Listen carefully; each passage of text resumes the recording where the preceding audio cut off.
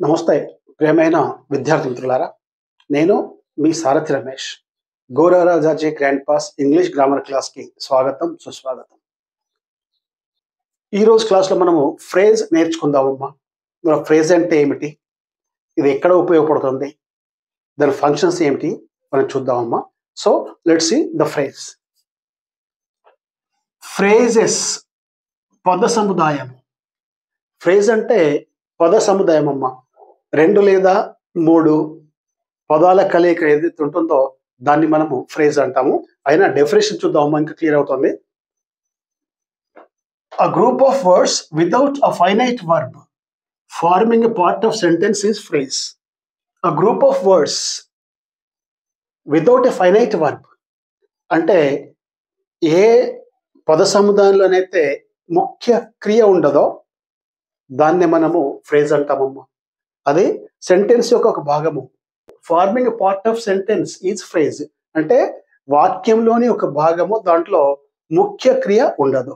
ఇక తెలుగులో చూద్దాం. మరి ఇక్కడ వాక్యంలో ముఖ్య క్రియ లేని పద సముదాయమే ఫ్రేజ్.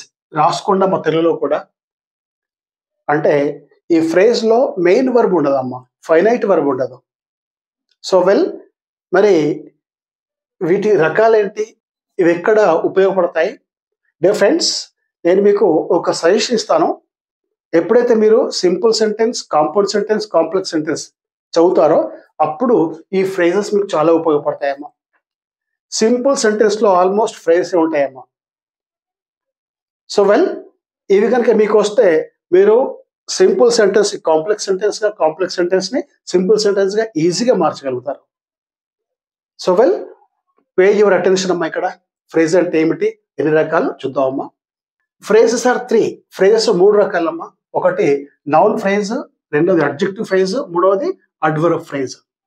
ఈ 3 రకాల ఈ ఫ్రేజ్ లో మరి నౌన్ ఫ్రేజ్ అంటే ఏంటి, అడ్జెక్టివ్ ఫ్రేజ్ అంటే ఏంటి, అడ్వర్బ్ ఫ్రేజ్ అంటే ఏమిటి, ఇవి మనము డీటెయిల్డ్ గా చూద్దామమ్మా. First noun phrase. Noun phrase అంటే ఏంటి? నౌన్ అంటే నామవాచకం మనకు తెలుసమ్మా. అంటే ఏ ఫ్రేజ్ అయితే నామవాచకం యొక్క పని చేస్తుందో దాన్ని నౌన్ ఫ్రేజ్ అంటామమ్మా. రాసుకోండి.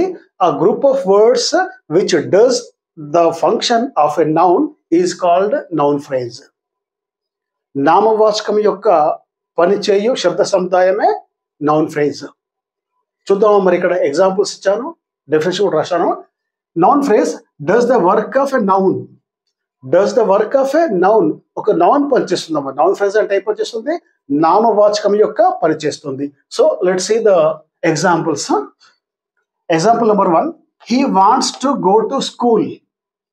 He wants to go to school. ఈ సెంటెన్స్ లో he అనేది సబ్జెక్ట్ అమ్మా, మనకు తెలుసు. వాంట్స్ ఇది వర్బ్ అమ్మా. టు గో టు స్కూల్ ఇది ఆబ్జెక్ట్ అమ్మా. To go to school is the noun phrase working as object. ఇదొకటమ్మా. ఇక రెండో example, to get a good job is my ambition. To get a good job ఈ sentence లో job అనేది noun అమ్మా. Is verb, my ambition ఇది object అమ్మా. So to get a good job, to get a good job is the noun phrase. This is the noun phrase. To get a good job అనేది దీంట్లో noun phrase అమ్మా. ఇక్కడ subject గా పనిచేస్తుంది sentence లో. దేనికి పనిచేస్తుంది? సబ్జెక్ట్ గా. ఫస్ట్ సెంటెన్స్ లో ఏమో నౌన్ ఫ్రేజ్ ఆబ్జెక్ట్ గా ఉంది, సెకండ్ సెంటెన్స్ లోనేమో నౌన్ ఫ్రేజ్ సబ్జెక్ట్ గా ఉందమ్మా. సో ఈ విధంగా కొన్ని పదాల సమూహము, కొన్ని పదాల కలయిక, దాంట్లో మెయిన్ వర్బ్ ఉండదు, టు ఇన్ఫినిటీ ఉండొచ్చు అమ్మా. మెయిన్ వర్బ్ ఉండదు. దీని అర్థం ఏంటంటే హెల్పింగ్ వర్బ్స్ ఉంటాయి దాంట్లో. ఇక్కడ ఉంది చూడండి, to go to school, to go ఇది టు ఇన్ఫినిటివ్ అమ్మా. అదే విధంగా దీంట్లో టు గెట్ ఇది టు ఇన్ఫినిటివ్ అమ్మా. These are the to infinitive verbs, not main verbs. So phrase లో మెయిన్ వర్బ్ ఉండదు, హెల్పింగ్ వర్బ్స్ ఉండొచ్చు, ఉంటాయి కూడా. So to get a good job is my ambition ఇది రెండవదమ్మా. ఇక third example, I enjoy playing chess. I subject, enjoy verb, playing chess object అమ్మా. దీంట్లో 2 ఉన్నాయి. So this is noun phrase. So ఈ విధంగా సెంటెన్స్ లో ఏ పదాల సముదాయం అయితే నామవాచకం యొక్క పని చేస్తుందో దాన్ని ఏమంటాం మనము? Noun phrase. వెళ్ళమ్మా, బహుశా అర్థమైంది అనుకుంటాను. అర్థం కాకపోతే కామెంట్ బాక్స్లో పెట్టండి అమ్మా, నేను మళ్ళీ డీటెయిల్గా చెబుతాను. ఎందుకంటే ఇది దేని పర్పస్కి, దేని కొరకు ఇది ఇంపార్టెంట్ ఇప్పుడే చెప్పాను నేను.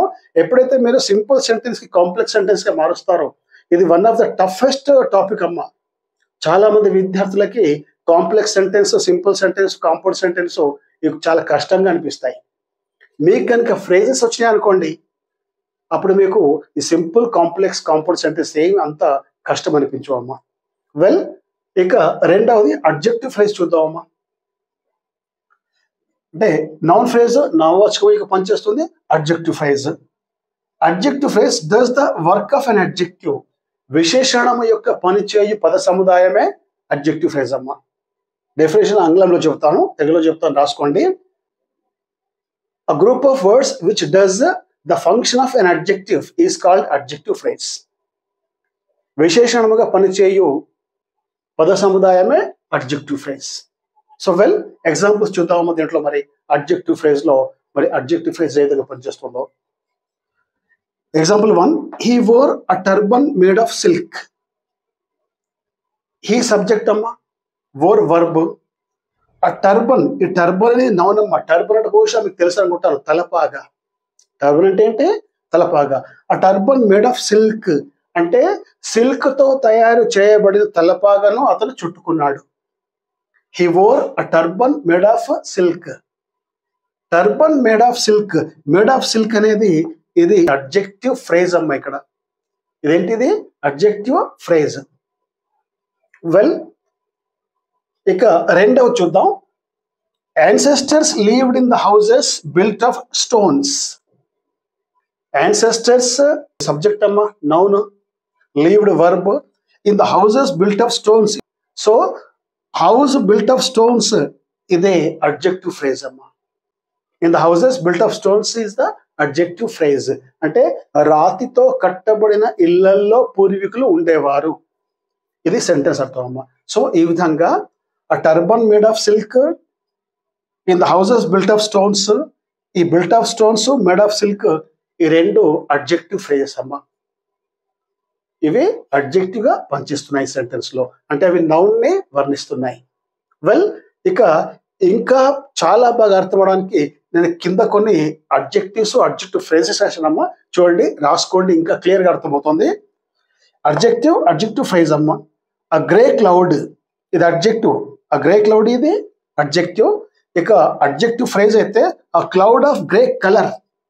ఫ్రేజ్ ఏంటమ్మా ఇక్కడ? a cloud of grey color. అదే విధంగా a wealthy man, wealthy man అంటే మీకు తెలుసుకోమ్మా, రిచ్ పర్సన్. ఇక అడ్జెక్టివ్ ఫ్రేజ్కి వచ్చి a man of great wealth. Next a deserted village. Deserted అంటే నిర్మానుష్యం, బహుశా మీకు తెలిసి ఉంటుంది. ఆ డిజర్టెడ్ విలేజ్ ఇది అడ్జెక్టివ్ అమ్మా. ఇక ఈ అడ్జెక్టివ్ ఫ్రేజ్ చూద్దాం. ఆ విలేజ్ వితౌట్ ఎనీ ఇన్హాబిటెంట్స్, అంటే ఎటువంటి మనుషులు కానీ ప్రాణులు కానీ లేని ఊరు అనమాట ఆ డిజర్టెడ్ విలేజ్ అంటే. ఆ డిజర్టెడ్ విలేజ్ అడ్జెక్టివ్. ఆ విలేజ్ వితౌట్ ఎనీ ఇన్హాబిటెంట్స్ ఇది అడ్జెక్టివ్ ఫ్రేజ్ అమ్మా. అదే విధంగా ఆ గోల్డెన్ క్రౌన్, కిరీటం అమ్మ, బంగారు కిరీటం, ఇది అడ్జెక్టివ్. ఇక అడ్జెక్టివ్ ఫ్రేజ్ వచ్చి a crown made of gold. ఇది అడ్జెక్టివ్ ఫ్రేజ్ అమ్మ. సో ఈ విధంగా అడ్జెక్టివ్స్, అడ్జెక్టివ్ ఫ్రేజెస్ ఇవి రాసుకోండి అమ్మా, అర్థం చేసుకోండి. Well, noun phrase, adjective phrase అయితే. ఇప్పుడు మూడవది adverb phrase.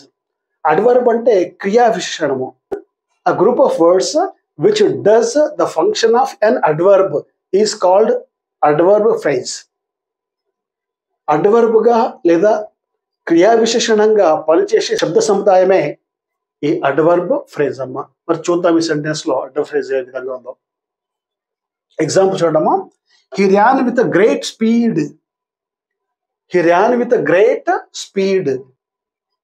with a great speed అనేది అడ్వర్బ్ ఫ్రేజ్ అమ్మ. ఇది with a great speed is adverb phrase.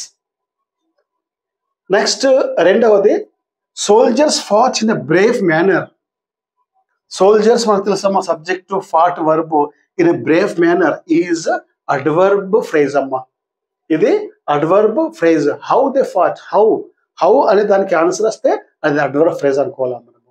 So ఈ విధంగా ఇవి అడ్వర్బ్ ఫ్రేజెస్, అంటే ఇవి సెంటెన్స్ లో అడ్వర్బ్ గా పనిచేస్తున్నాయి. ఇక ఇక్కడ కూడా కొన్ని అడ్వర్బ్ ఫ్రేజెస్ మోర్ క్లారిటీ కోసం ఇచ్చానమ్మా, చూద్దాం. హియర్ అంటే ఇక్కడ అడ్వర్బ్ అమ్మా, అది అడ్వర్బ్ ఫ్రేజ్ వస్తే ఆన్ ది స్పాట్ అన్నది అడ్వర్బ్ ఫ్రేజ్, హియర్ అన్నది అడ్వర్బ్. నెక్స్ట్ దేర్ అంటే అక్కడ, అచ్చట, ఇది అడ్వర్బ్ అమ్మ. ఇక అడ్వర్బ్ ఫ్రేజ్ కి వచ్చి ఎట్ దట్ ప్లేస్, ఇది అడ్వర్బ్ ఫ్రేజ్ అమ్మ.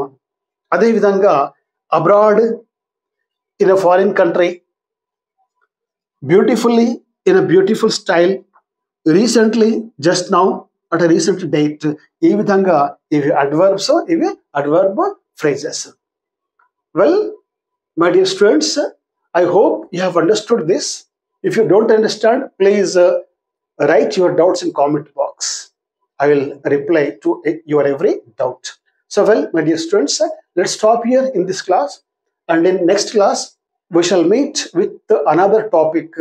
Until then, all the best. Take care.